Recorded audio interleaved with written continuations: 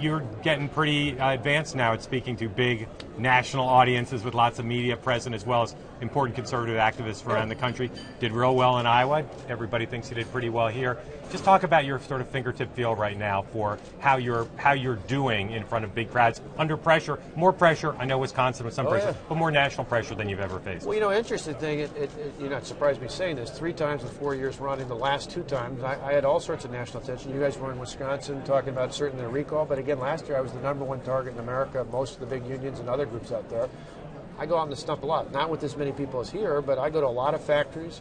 When I was campaigning, I didn't just want to go to rallies. I like going to factories where people are kind of up in the air as to where they stand and make the case. I take out my jacket, roll up my sleeves, and get out there and talk to real people. And not the least bit nervous or worried about how you'll be received? Total confidence? No, my dad was a preacher. He taught my brother and I a long time ago to come up and lead the prayer, read the responsive reading, and things like that. So that's never been a problem for me. The one thing I always want to do is make sure I'm connecting with people, that having that connection out there doesn't always have to be fiery. Yeah. But one of the nice things I like, as you saw today, walking around, is you can really feel the crowd, get a sense for what they're interested in. And I got that, like I said, on the campaign trail I could see a factory worker that started like this, probably didn't like me at first. By the time, if he was cheering, I knew I'd made an impact.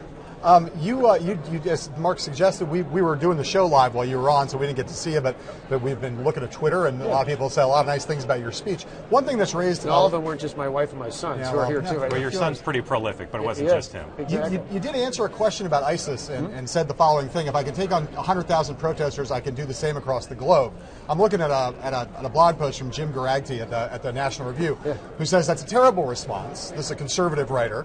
And he says taking on a bunch of protesters is not comparably difficult to taking on the caliphate with sympathizers of terrorists around the globe, and it's insulting to the protesters. He goes on and says it's crazy for you to compare protesters in Wisconsin to a bunch of murderous terrorists who are killing, or cutting off journalists' heads. What do you have to say to that? Well, I look, in comparison, one thing I've said many times before, one of the most significant actions taken in foreign policy during my lifetime was when Ronald Reagan, who was a governor before he was president, fired the air traffic controllers.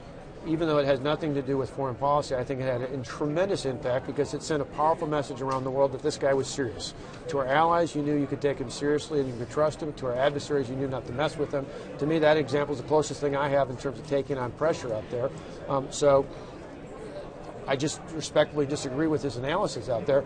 It's much greater than that, no doubt about it. You'd want to put together a coalition of making sure that you restore some of the significant cuts we've had to the military and put us in a stronger standing. You want to reach out to our allies to make sure, certainly starting with Israel, which I think we've been at best mixed emotions on, but to the United Kingdom, to Germany, to Japan and others. And then you want to work with the rest of the Arab world out there. So it is much more complicated, and I grant that. And I understand you're a governor, right? So you've not really done foreign policy. There's no actual foreign policy in Wisconsin. Nor is really anybody but the president. You have to deal with Canada now and then. But you just to break it down, I mean, you're not actually comparing ISIS terrorists to the protesters in Wisconsin, right? That's not you're not trying to make that comparison in either direction. No, not the protesters are equivalent to terrorists, or that the terrorists are equivalent to protesters. Not by a landmine or by a landslide out there of difference. Not Grand Canyon size difference. My point was just, if I could handle that kind of a pressure and kind of intensity, I think I'm up for the challenge for whatever might come if I choose to run for president.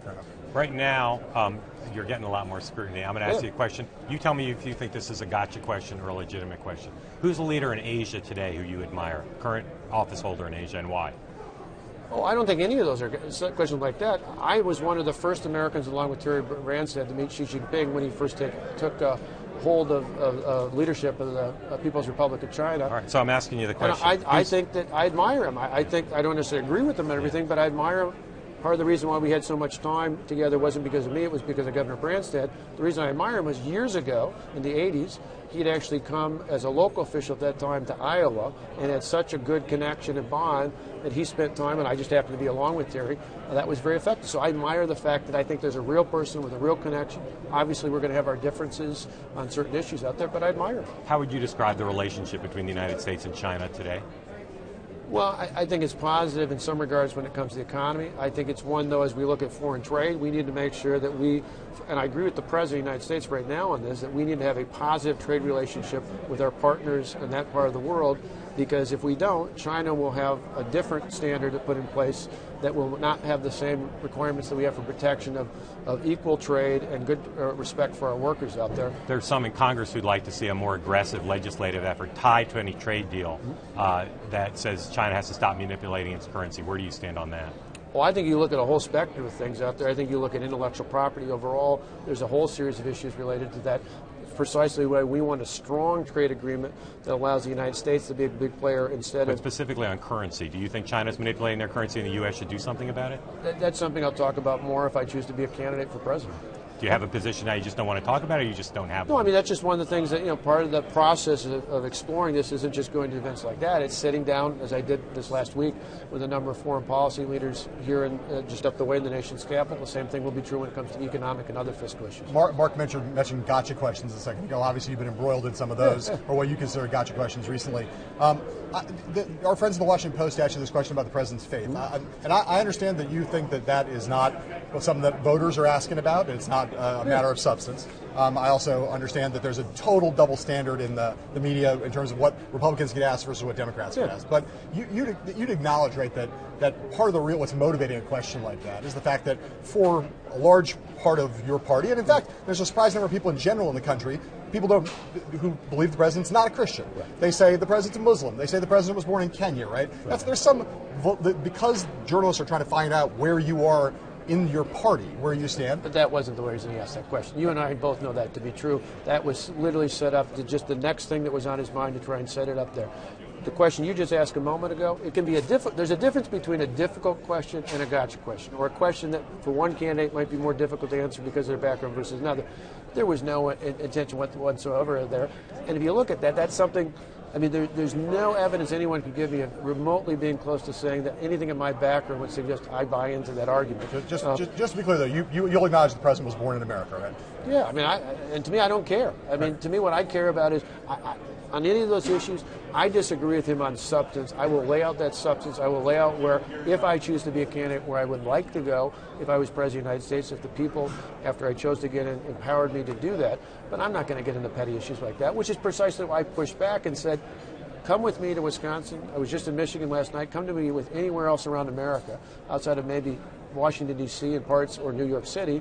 And most Americans would say they don't care about that. Ask you a couple of political questions before you go. You're a data-driven guy. Yeah. Data would suggest you're the front runner in Iowa now. Is that a mantle you'll gladly take, or you're not the front runner? I always say with polls, the only poll that matters is the one in Election Day. I guess as a runner, I used to say it was better to be ahead than behind, but I came from behind in a lot of races. You think you're ahead now? The data, I guess, suggests that by some, but it's early. Nobody's even announced yet, so it's a long ways up. There's a lot of time, a lot of opportunity. I actually, crazy as it sounds, like campaigning. I like talking to people. I love getting out. I love going to farm breakfast and factories and farms and small businesses, and there's a lot of time between now and early next year. All right, you're telling us we have to let you go, so we'll just ask you one quick question before you go on politics. Well, just remember, if you're going to go to Iowa a lot, you're going to eat those pork tenderloins, you're going to have to keep working out, or you're going to get real big real fast. That's why I still run. That's right. Governor Christie said yesterday that the reason Governor Bush is the front runner now and doing well by some measures is because he's the son and the brother of a president. Do you agree with that? Is that the source of his strength? I mean, look at Jeb Bush's record as governor. He's got a solid record. He was a friend of mine. I talked to him and Mitch Daniels before I ran. I don't obviously agree with him on every issue, but I think if you put your thumb over his last name, he would be a legitimate candidate regardless of his name. Does it help that people who are loyal to 41 and 43 are helping? Absolutely. I mean, we'd be oblivious to that fact, but I don't think that's the sole reason. He's got a solid record, and he's an honorable man. Is he a real conservative? What's that? Is he a real conservative? Well, again, you look, he had a solid record in is he as conservative as you? Again, we'll leave that up to the voters to decide. Come on, you got to have a view on that. No, I mean, I tell people... You know what you believe? You know he has a record? But to me, I'm not running a contest to be the most conservative. I'm running a contest, if I chose to get in, to say I'm the one that I believe, if I got in, would be the most effective at fighting for and ultimately winning for the hardworking people of this country. Have you ever been Sarah Palin's opening act before? I have not.